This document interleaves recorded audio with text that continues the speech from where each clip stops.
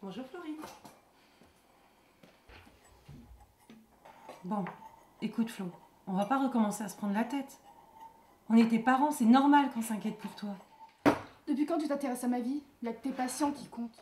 Ne parle pas sur ce ton à ta mère. On est juste là pour comprendre. Il n'y a rien à comprendre. Tout va bien. Bon allez, je vais bosser. J'ai un nouveau patient qui m'attend. À ce soir.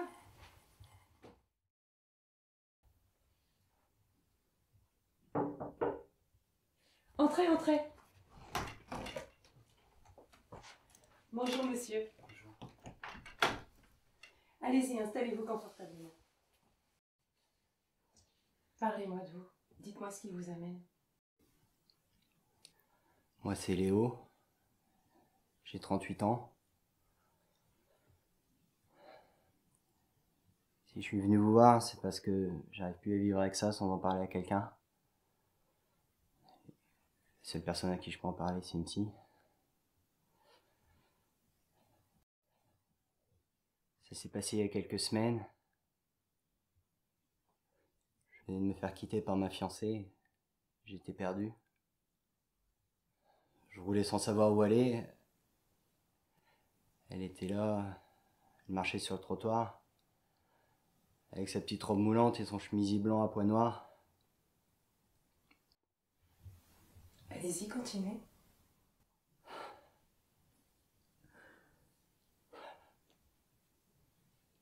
Je l'ai violée.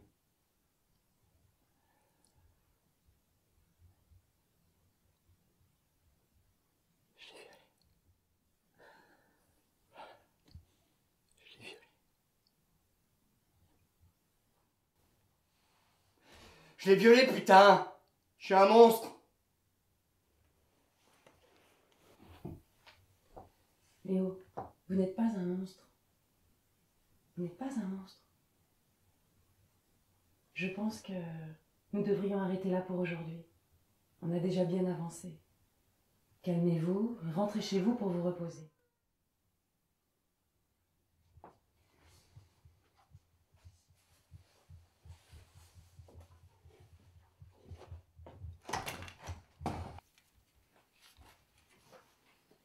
Alors chérie, et ce nouveau patient?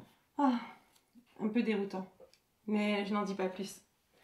D'ailleurs, Flo est rentrée du piano? Oui, elle est dans sa chambre. Oh, je vais aller la voir.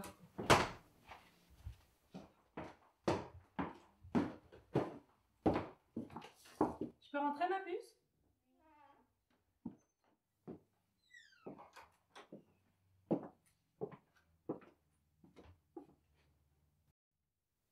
J'aime pas quand on est fâchés toutes les deux, ma puce. Je m'inquiète juste parce que je t'aime très fort. Je t'aime aussi très fort et je suis désolée pour ce matin, mais j'ai passé une sale nuit.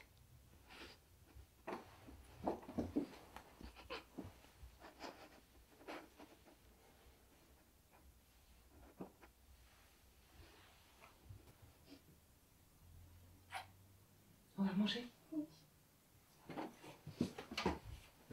Alors Léo, je vous félicite. Hier, vous avez franchi le grand cap de vous exprimer à haute voix. Le fait d'en parler vous permet de vous libérer. Ah non, ça me libère pas du tout. Au contraire. J'ai tellement honte. J'ai aucune excuse.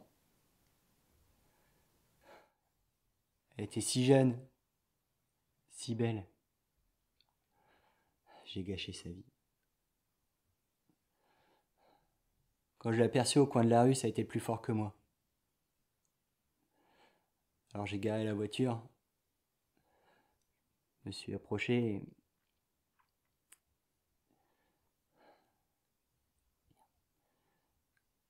Mais qu'est-ce qui m'a pris, putain? Elle était tellement innocente. Je revois encore son petit collier. Un collier? Ouais, une chaîne avec une croix en or. Mais ce qui m'a rendu fou, c'était son parfum. Le même que j'avais acheté à ma fiancée. Vous vous rendez compte? Le tout dernier Dior. C'était comme un aimant qui m'attirait. Je l'ai embrassé. Il s'est débattu et pourtant j'ai continué. J'ai continué, putain. Bon, ça va aller, Léo. Je vais vous raccompagner.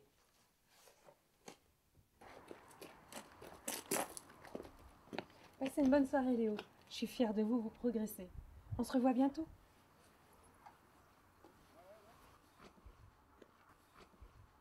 C'est ton nouveau patient? Oui? Ça a été ta journée? Rien à dire, journée de merde. Mais...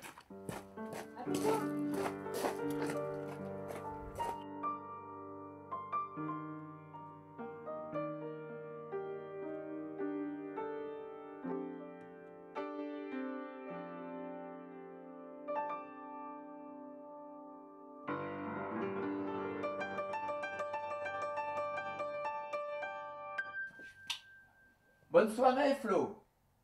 Ne te couche pas trop tard ce soir, mon ange.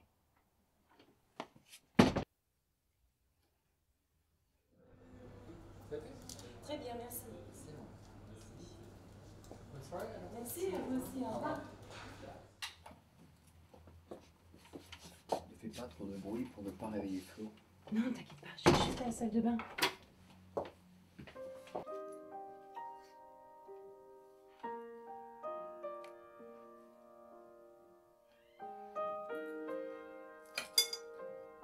Papa, maman, je dois vous avouer quelque chose. Depuis ce jour, rien n'est pareil. Ce qui m'a rendu fou, c'était son parfum. Je vis dans la peur constamment. Dès que je marche seule dans la rue, je me sens suivie. J'ai pas eu le courage d'en parler. Je me suis totalement renfermée sur moi-même. Je me sentais tellement coupable. Coupable de quoi au fond? D'avoir été violée? Qu'est-ce que j'ai fait pour qu'il s'en prenne à moi? Au moment où il a attrapé mon bras, je savais que c'était trop tard. J'ai essayé de le repousser, mais il m'a plaqué contre le mur. J'étais tétanisée. Sa main répugnante se baladait tout au long de mon corps. J'avais envie de vomir. Il me dégoûtait. Je me dégoûtais. Pardonnez-moi d'être restée dans le silence, de m'être mal comportée avec vous. Je sais que ce que je m'apprête à faire est égoïste, que ça va vous faire beaucoup de mal. Mais je ne supporte plus cette vie. Je me sens tellement seule. Laurie!